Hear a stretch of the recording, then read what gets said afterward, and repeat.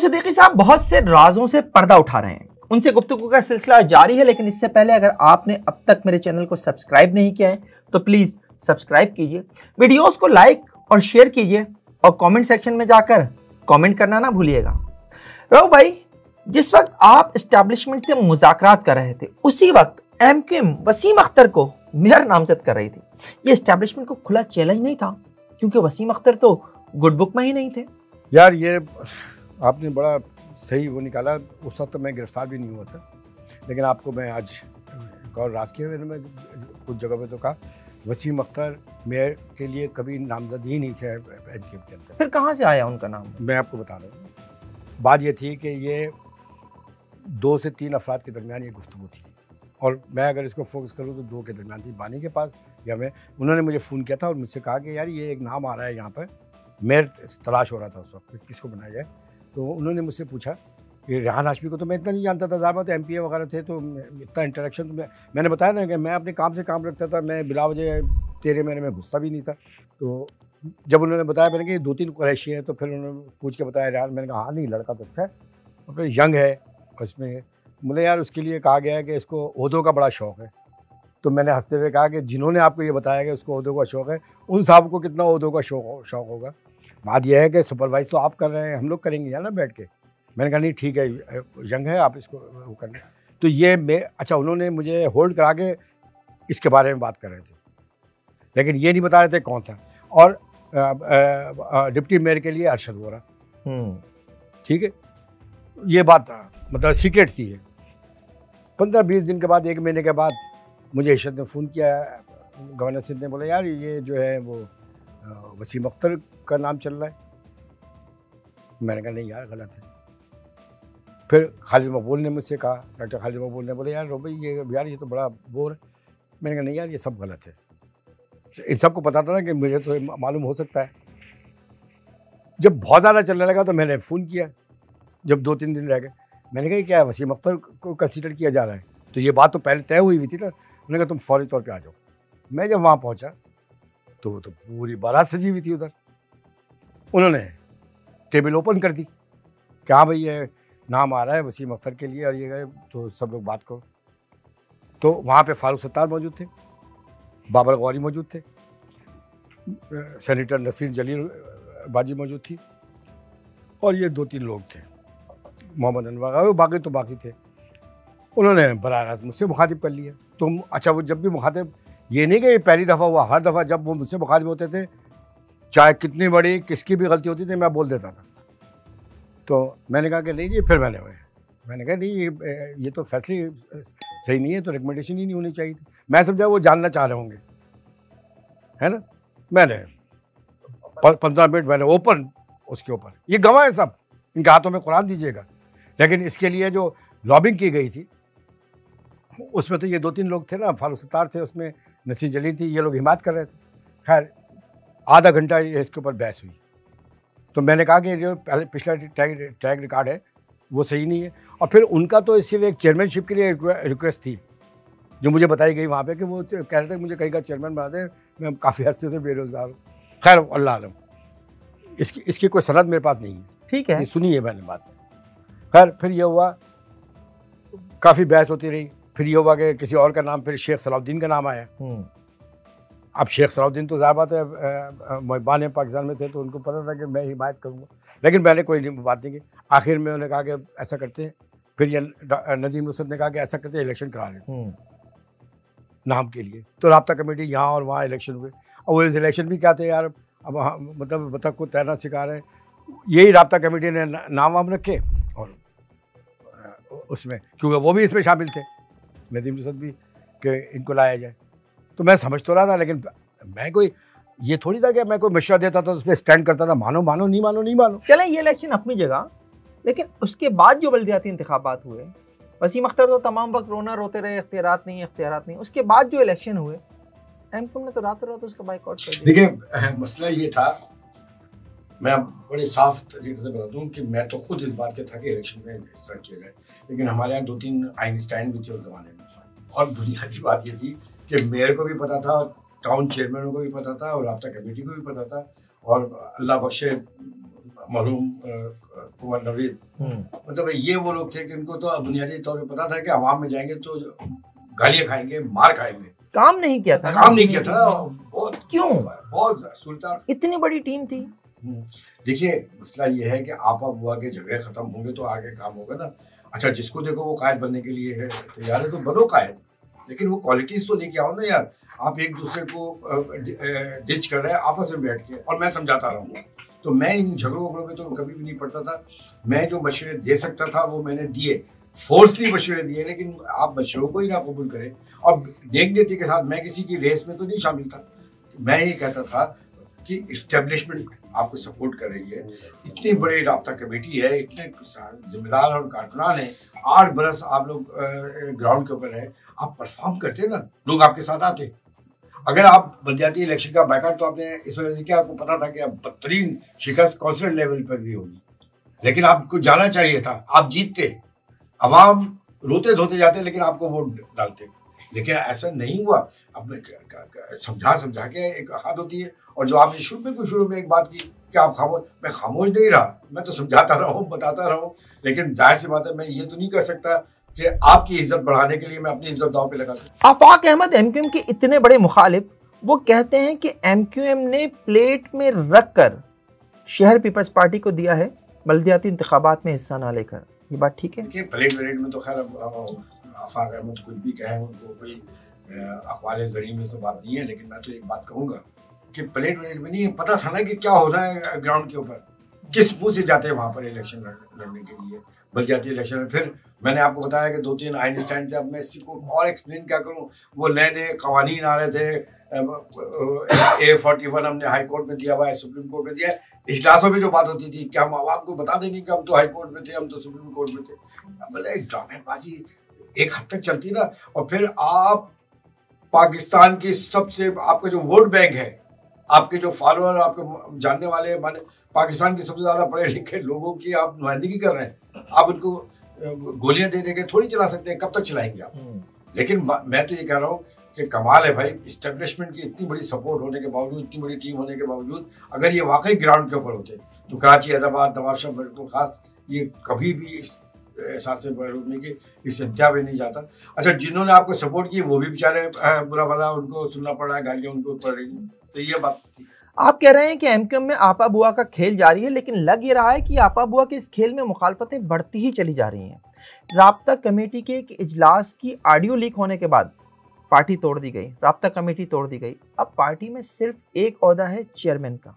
क्यों ये party reorganise क्यों नहीं की जा रही? देखिए वो तो एक बहाना था कि एक ऑडियो लीक हो रही है तो पूरी राब्ता कमेटी डिसॉल्व कर देगी, तो पता चला ना कि इलेक्शन सर के ऊपर थे, लिहाजा एक बहाना करके पूरी राब्ता कमेटी को तो फाइनल करें, क्योंकि उसमें तो क्वेश्चन उठेंगे ना कि किसको टिकट मिल रहा है, किसको टिकट नहीं मिल रहा, हर बात पूछी जा रही थी ना। हालांकि सुन कोई नहीं रहता उस सब भी, लेकिन एक खौफ तो था ना, और उसको जो है वो डिसॉल्व कर दिया गया। और डिसॉल्व जिस मकसद के लिए किया गया, मतलब एक ऑडियो लीक हो गई तो आप तहकीकात करके जो जिम्मेदार थे उनके ऊपर कार्रवाई करते। अब दूसरी बात ये थी कि आपने ऐसी बातें क्यों की, और आपसे ऐसी बातें करते हुए इतने बेखबर और गफलत में थे कि रिकॉर्डिंग हो रही है और आपको नहीं पता चल रहा। तो आपने पूरी राब्ता कमेटी को, और वो उस मीटिंग में मैं मौजूद था, ऐसा खौफ के चेहरे बना के कि आज हम जलील हो गए, हम बेइज्जत हो गए, हम ये हो गए। आप इतना बड़ा इलेक्शन सर के ऊपर आपका था और आपने पूरी राब्ता कमेटी डिसॉल्व कर, तो ये किसी के कहने की वजह से हुआ, ये ऐसे नहीं हुआ। ये सबके इंटरेस्ट थे, सबकी अपनी अपनी टीमें थी, क्योंकि ज़्यादा सवाल तो उठते ना फिर कि जिनका पार्टी से ताल्लुक नहीं है उनको टिकट आप कैसे दे रहे हैं, आप अपनी दोस्ती यारियां निभा रहे हैं इसके अंदर। एमक्यूएम में इस वक्त ओहदों की जंग अपने उरूज पर है। कहा जा रहा है कि डॉक्टर खालिद मकबूल सिद्दीकी, मुस्तफ़ा कमाल और फारूक सत्तार ये एक पेज पर नहीं है। ये हकीकत यार, ये तो हमेशा रही है, ये हमेशा रही है। एमक्यूएम का पीक के ज़माने में क्या अजीम अहमद तारिक थे तो क्या इमरान फारूक नहीं थे? क्या इमरान फारूक थे तो ये आफाक और आमिर नहीं थे? क्या उस ज़माने के अंदर ग्रुपिंग नहीं थी? यार ये कैसे मुमकिन है कि जहाँ इंसान मुख्तलिफ़ुल ख़याल लोग मौजूद हों और वहाँ पर पसंद और नापसंद और ओहदे, और ये कौन दुनिया के यार, कोई नौजुबिल्लाह कोई पैगम्बरों की जमात थी यार, या वली अल्लाह की जमात थी कि यार कुछ भी नहीं। लेकिन उस वक्त जिस दौर की आप बात कर रहे हैं उस वक्त अल्ताफ़ हुसैन थे। आज की सूरत हाल बताइए ज़रा, कोई कंट्रोल करने वाला है? ओ भाई, उस वक्त भी जब वो मौजूद थे तो तब भी बहुत सारे लोग अल्ताफ हुसैन बनना चाहते थे ना यार। ये जो हकीकी बनी थी, ये किस चक्कर में बनी थी? ये वही इम्प्रेशन तो था कि हम भी ये बन जाएं। तो मसला ये है, ये कोई बहुत बड़ी बुराई नहीं है, लेकिन चूँकि एडमिनिस्ट्रेशन अच्छी थी, चीज़ें अच्छी थी, इसलिए ये चीज़ें बहुत सारी चीज़ें बाहर नहीं आती थी। और मैं इस बात का बड़ा वो हूँ, इख्तिलाफ राय तो हो सकता है ना यार, ये कोई मुर्दों की और कब्रिस्तान के अंदर की कोई जमात थोड़ी है कि कोई बोल ही नहीं रहा यार। इख्तिलाफ राय है, आज भी है, शदीद है, आज ज़रा ज़्यादा है। और आज इस पर और इजाफा मज़ीद ये है कि ज़ाती फ़ायदे और मफाद और ज़ाती पसंद और नापसंद को ज़्यादा सपोर्ट दी जा रही है कि वो तमाम बैरियर को क्रॉस कर दिया जाए कि भाई एक आदमी का पार्टी से कोई ताल्लुक ही नहीं है, आप उसको ला के बिठा दें और फिर वो जो जिसने पार्टी को ही नुकसान पहुँचाया उसी को आप इंचार्ज बना के बिठा दें ताकि वो फिर अगले पिछले हिसाब किताब कर। तो ये सारी चीज़ों की वजह से तो आज ये सूरत हाल है। किसकी बात कर रहे हैं? मैं सबकी बात कर रहा हूँ, including my self. Altaf Hussain और एमक्यूएम के रास्ते अलग हो गए, लेकिन कुछ दिन पहले कराची और हैदराबाद में बानी एमक्यूएम के हक में वॉल चॉकिंग और बैनर्स लगे हैं, जिससे लगता है कि आज भी अल्ताफ हुसैन की मोहब्बत लोगों के दिलों में, या फिर पीटीआई का मुकाबला करने के लिए एमक्यूएम लंदन के ऊपर फिर हाथ रखा जा रहा है। यार इनका मुकाबला पीटीआई का तो के साथ क्या मुकाबला होगा यार? बलदियाती इंतखाबात करीब हैं, एमक्यूएम तो परफॉर्म नहीं कर पा रहे। देखिए, एमक्यूएम को तो पीटीआई की जद्दोजहद के साथ आप कभी कंपेयर कर नहीं सकते। एमक्यूएम के कारकुनान ने, उनकी लीडरशिप ने जिस तरह जेलें काटी हैं ना, जिस तरह तशद्दुद बर्दाश्त किया है, जिस तरीके से मारगिला की पहाड़ियों में, यकीन करें अगर 1% और 2% भी वो दोहरा दिया जाता ना तो ये तो पार्टी वाश हो जाती। आपको मैं बताऊं कि अगर आज भी एमक्यूएम के साथ हो ना, इस हालत में इतनी कोताहियाँ, इतनी ब्लंडर, इतनी खामियों, इतनी कोताहियों के बावजूद, इतनी नाअहल लोगों के दरमियान भी एक बात मेरे ईमान की तरह मेरे रास्ते है कि मिडिल क्लास और लोअर मिडिल क्लास की पाकिस्तान के अंदर एक तहरीक अगर कोई है जेन्युइन तो वह एमक्यूएम है। और इसको ख़त्म कर देना ये बड़ा जुल्म होगा पाकिस्तान की लोअर मिडिल क्लास में। इसको स्ट्रेंथन करने की ज़रूरत है। मैं साहिब इख्तियार से भी कहूँगा, साहिब इख्तियार से भी कहूँगा कि इसको ख़त्म होने से बचाओ, इसके अंदर इसको सपोर्ट करो। मिडिल क्लास की तहरीक ख़त्म हो जाना किसी भी मुल्क की रीढ़ की हड्डी के मुताबिक होता है और वही बुनियादी तौर पर फैसला करते हैं कि मुल्क को जाना कहाँ पर है। मुल्क को ये इलीट क्लास थोड़ी करती है यार। इलीट क्लास का जो दारो मदार होता है वो सिर्फ अपनी माल और दौलत पे और अपने इख्तियार पे होता है। तो मिडिल क्लास की ये जेन्युइन तहरीक थी जिसमें बहुत सारे लोगों ने जेन्युइनली जाने निछावर की और जुल्म और सितम बर्दाश्त की। तो ये ख़त्म नहीं होना चाहिए। इसलिए लोअर मिडिल क्लास जो है ये उसकी जमात है, इसलिए मैं इसमें शामिल हूँ। वरना यार मैं एक जब अभी लगाऊँ, मुझे किसी ने कहा, मैंने कहा यार मैं हूँ अहले जुनू, मेरा ताल्लुक़ अहले जुनू से है, इसीलिए ये सौदा किए हुए हो ना यार। अगर अहले अकल होता तो मैं हुक्मरान जमातों में नहीं होता, मैं मुस्लिम लीग में नहीं चला जाता, मैं तहरीक इंसाफ में नहीं चला जाता। अब ऐसा भी मैं टुटल नहीं था कि मुझे कुछ ना मिलता हो। देखिए, बात आपकी सही है जो होती है, और मैं तो इस बात का कायल हूँ 22 अगस्त को जो कुछ हुआ नहीं होना चाहिए था। अच्छा, ये हम और आप कह रहे हैं नहीं होना चाहिए था, लेकिन जिसने कहा उसको रियलाइजेशन हुई और उन्होंने लंदन से बाकायदा अपनी तकरीरों में माफ़ी मांगी और 8 बरस से वो माफ़ी मांग रहे हैं। तो ये माफ़ी होनी चाहिए। देखिए, बाइख्तियार फरीक को का सबसे बड़ा किरदार ये होना चाहिए कि उसको मालूम होना चाहिए हाउ टू पार्डन। स्टेट को मालूम होना चाहिए कि हमको किसी को माफ़ करना है तो कैसे करना चाहिए। एक मौका मिलना चाहिए। 8 बरस हो गए और इसकी सज़ा मिन हैसुल कौम नहीं देनी चाहिए। आपकी इस बात पे मैं कहना चाहूँगा कि कामरान टिसोरी साहब से जब ये बात हो तो वो ये कहते हैं कि अल्ताफ हुसैन का मामला रियासत का मामला है। तो रियासत तो माँ होती है, माँ माफ़ नहीं कर सकती। बिल्कुल करनी चाहिए। मैंने अभी शुरू में जो बात की कि हर बाइख्तियार शख्स का सबसे बड़ा किरदार ये होता है कि उसको मालूम होना चाहिए कि वो माफ़ कैसे करेगा। 8 बरस हो गए हैं ना, लेकिन अगर इसके बराबर आप देखें तहरीक इंसाफ को, है ना, उन्होंने जो कुछ किया, उन्होंने तो माफ़ी भी नहीं मांगी, लेकिन फिर भी बातचीत हो रही है, मुज़ाकरात हो रहे हैं। लेकिन मैंने ये सारी बातें इस हवाले से कर रहा हूँ कि देखें, ये मुल्क पाकिस्तान इंटरनेशनल सिनारियो तब्दील होता चला जा रहा है। पॉलिटिकल इन्वायरमेंट इतने हद तक जंग और जदल की तरफ चले गए कि कोई किसी को सपोर्ट नहीं कर रहा है। आपको अपनी आवाम को ऑन बोर्ड लेकर एक मजबूत एक पाकिस्तानी नेशनलिज्म के पास लेके आना होगा।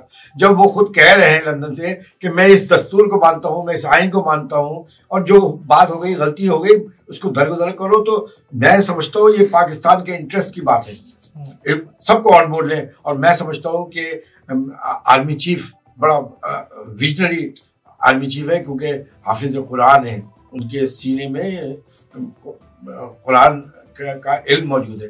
मैं समझता हूँ ये होना चाहिए, ये जितनी जल्दी हो जाएगा उतनी अच्छा होगा, और सबको काम करने का मौका मिलना चाहिए। कुछ गुफ्तगू आपकी ज़ाती ज़िंदगी पर भी हो जाए, एमक्यूएम में कैसे आए? यार मेरी ज़िंदगी का हर एक की ज़िंदगी में आदमी सोचता कुछ है, बनता कुछ है, करता कुछ है, कहता कुछ। हमारी ज़िंदगी बुनियादी तौर पे जद्दोजहद की वजह से, मेरी वालदा जो थी वो अंजुमन जमहूरियत पसंद ख़वातीन सिंध की सदर थी। मेरे मामजान वगैरह ये कट्टर कम्युनिस्ट थे ये लोग, और लखनऊ यूनिवर्सिटी के ये लोग फारिग तहसील थे। तो हमारे घर में फिर ये नेशनल पार्टी में थे, वली खान ग्रुप और ये भाषानी वगैरह। तो मतलब ये एक इनकलाबी चीज़ें थी, जागीरदारों के ख़िलाफ़, और ये सारी चीज़ें थी। अब ये तमाम चीज़ें थी। फिर पीस पार्टी का एक दौर था, तो मेरे बड़े भाई वगैरह पीस पार्टी, तो मैं भी पीस पार्टी को पसंद करता था, भुट्टो साहब को बुनियादी पसंद करता था। फिर ज़िया का माशाल्लाह आ गया, तो मेरे फादर कस्टम ऑफिसर थे, तो हमारे घर में अजीब मलगूबा था और बड़ी बहस व मुबाहिसा होता था। मैं जब चौथी पाँचवीं में था ना, तो कार्ल मार्क्स मेरा दोस्त था, ठीक है, हो ची मिन्ह मेरा दोस्त था, है मैक्सिम गोर्की मेरा वो था। जब एमक्यूएम में एक दफ़ा मैं आया सऊदी अरब से, तो अजीम तारिक ने मुझे वो दिया, एक नावल दिया, माँ, मैक्सिम गोर्की का। वो बड़ी किताब मैंने देखा कि वो प्रिंट होके आई थी कि ये इनकलाबी उसका एक नावल है। तो उन्होंने कहा रऊफ़ ये पढ़ना। मैंने कहा ये मैंने 5वीं क्लास में पढ़ा है, ये जब मैं पढ़ता था। तो मसला ये था कि तो फिर एमक्यूएम का मामला ये था कि इश्तियाक अज़हर साहब इस पार्टी में थे, और इश्तियाक अज़हर जो थे हमारे नाना के शागिर्दों में से थे। तो मैं तो चूँकि यहाँ नहीं रहता था, मुझे एमक्यूएम का पता ही नहीं था। मैं जब यहाँ पर आया ये तो इश्तियाक अज़हर भी चाहते थे कि अब एक फैमिली बैकग्राउंड तो जद्दोजहद का था। फिर जब मैं मिलने के लिए गया, तो मैं तो सबसे पहले अजीम भाई से मुलाकात हुई। मैं तो हैरान रह गया उनको देख के। फिर 120 गज का छोटा सा घर, फिर उसमें कायद से मुलाकात हुई। मैं आई वॉज शॉक्ड कि यार जो मैं जद्दोजहद के बारे में सोचता था। तो फिर मैंने ज्वाइन की। जिंदगी के 50 करने के बाद शादी की, यानी 50 बहारें देखने के बाद। वजह कोई नाकाम मोहब्बत तो यार नहीं थी? एक तख़य्युलाती महबूबा थी, वो तो अपनी जगह रही। तख़य्युलाती थी। देखिए ये तो लाइटर साइड में जब खुलकर बात कर रहे हैं तो कीजिए ना। नहीं तो मैं आपको बताऊं क्या वजह क्या थी कि मैंने तो शादी ना करने का फैसला कर लिया था। क्यों, इतनी जद्दोजहद थी। आप बताएं ना, 92 का ऑपरेशन था, हम तो बिल्कुल यंग थे ना यार उस वक्त, और हम ओवरसीज़ में थे, पढ़ के एक मतलब हम तो बड़े कमिटेड टाइप के थे ना कि इन सारी चीज़ें, और फिर पूरी तारीख़, इस्लाम की तारीख़ और ये तारीख़ और जद्दोजहद, हमको तो यही मज़ा आता था। तो फिर ये वक्त ही गुजर गया। फिर जब मैं गिरफ़्तार हुआ तो जेल में मैं किताब लिख रहा था, सीरत खैरुल बशर, हुज़ूर सल्लल्लाहु अलैहि वसल्लम। मेरी बड़ी तमन्नाओं में से थी कि मक्का पे और उस पर किताबें लिखूं। बाकी तो 10-11 किताबें दूसरी थी। जब मैंने सीरत खैर बशर लिख रहा था, तो एक रात को एक हदीस जो ज़िंदगी भर मैंने सुनी कि जिसने निकाह किया उसने अपना आधा ईमान बचा लिया। मैंने पेन रख के बैठ गया। मैंने कहा रऊफ़ सिद्दीकी, ये तुम जो हर दफ़ा उम्रे कर रहे हो, ये कर रहे हो, इधर कर रहे हो, ये खिदमत कर रहे हो, ये तमाम कर रहे हो, यार ये सब के सब आदी हो के तुम्हारा हिसाब होगा सिर्फ निकाह ना करने की वजह से। यार ये कैसा सौदा है? आप यकीन करें, मैं पेन रख के बैठ गया। सुबह के 4 साढ़े 4 ऐसे ही तो सुबह मेरी बहनें मिलने आई मुझसे। मैंने कहा सारी ज़िंदगी तुम लोग रोते धोते रहो, शादी कर लो, शादी कर लो। तो मैंने कहा कि अब मैं रहूँगा ना तो मैं शादी करूँगा। तो ये तो एक सुप्रेंट के कमरे में नारे लग गए मेरी बहनें। तो फिर मैंने कहा तुम लोग जाओ, अब ये इस्तेकाक तुम्हारा है, जो तुम कहो, जो तुम करना चाहो, बस मैं तैयार हूँ। क्योंकि मुझे तो यार ये निकाह करना था ना हुजूर के हदीस पे। इस तरह ये हुआ। फिर मेरे अल्लाह ने ये किया कि मेरा निकाह मक्का में हुआ। तो लेकिन जब मैं मक्का गया हूँ तो मक्का की अदालत में, निकाह मक्का की अदालत में हुआ, तो जज ऊपर से उतर के आया और कागज़ मुझे दिया। तो मुझे यहाँ प्यार किया और यहाँ प्यार किया और कहा कि ये शेबी साहब जो है ना गवाह बन के खलीद बर्दा खाने का, वो गवाह थे मेरे, वही लेके गए थे। कहने के मैं रात भर ये सोचा था कि ये कौन शख्स है पाकिस्तानी जिसकी गवाही देने के लिए शेबी साहब आए। तो मैंने कहा, तो मेरा निकाह वहाँ हुआ, फिर मेरा बेटा वहाँ पैदा हुआ मदीना में। और बात यह है कि शादीशुदा ज़िंदगी के लिए मैं आप लोगों से कहूँगा, आपके व्यूवर से कहूँगा, ना बाबों को ढूंढो, ना वलियों, ना पीरों को ढूंढो जाके।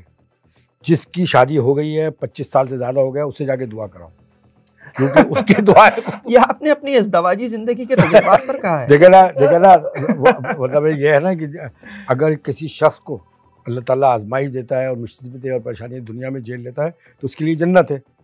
तो एक शादीशुदा मर्द जो है वो आपने कई किताबें लिखी अपनी इज़्दवाजी ज़िंदगी के तजुर्बात पर, कब लिख रहे हैं? ये तो लाइटर साइड में कहा। आपको मैं सिर्फ इतनी बात बताऊँ, इस कायनात का सबसे हसीन तरीन वक्त पता है कौन सा होता है? जब निकाह होता है। आसमानों पर एक जश्न कैफियत होती है जब भी निकाह होता है कि ये मर्द, ये औरत अल्लाह की वजह से एक दूसरे को अपने करीब कर रहे हैं। ये सीरत खैर बशर, इसका जो टाइटल है ये 3D के ऊपर है। ये भी दुनिया की वाहिद किताब है, इंग्लिश लिटरेचर में भी 3D नहीं है। ये हुजूर सल्लल्लाहु अलैहि वसल्लम के हयात तैयबा पे, और ये मैंने जेल में लिखी थी। तो ये जेल में भेजे इसलिए गया था कि मैं ये किताब लिखूँ। वाह। लेकिन इस किताब में जब ये लिखी जा रही थी तो मैंने तो जेल में लिखी थी, बाद में बाहर निकल के इसकी जो लोग पर यूज़ कर रहा था।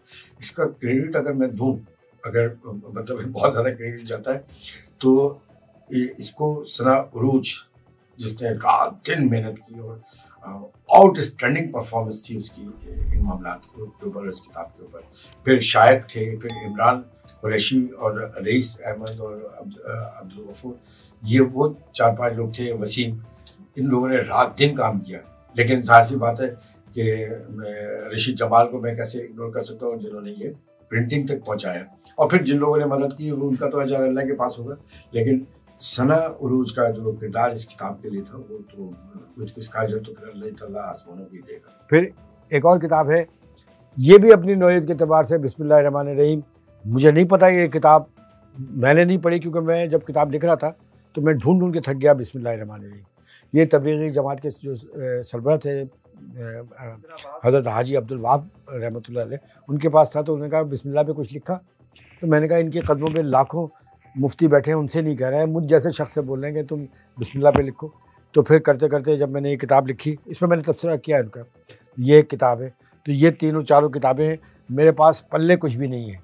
वजारतें और ले ली, हुक्मरानी और ले ली, और फंस गया मैं आसमानों के लिए। तो आसमानों पे ले जाके यही रख दूंगा अल्लाह ताला के बारगाह में कि यही है मेरे पास, और तो कुछ नहीं है। बाकी अल्लाह मैं से कहूँगा मुझे माफ़ कर दें। अल्लाह ताला आपकी इन काविशों को कबूल करे। मराकश के वज़ीर आज़म ने भी मुझे ख़त लिखा है इसके ऊपर, ये सीरत खैर, उसमें बहुत तारीफ वारीफ की है। और ये अरबी, उर्दू, इंग्लिश तीनों ज़बानों में ये भी है। अल्लाह ताला आपकी इन काविशों को कबूल फरमाए। बहुत शुक्रिया रऊफ सिद्दीकी साहब आपका। ये प्रोग्राम आपको कैसा लगा कमेंट सेक्शन में कमेंट करके ज़रूर बताइएगा। देखते रहिए FIR, जब तक सियासत जारी।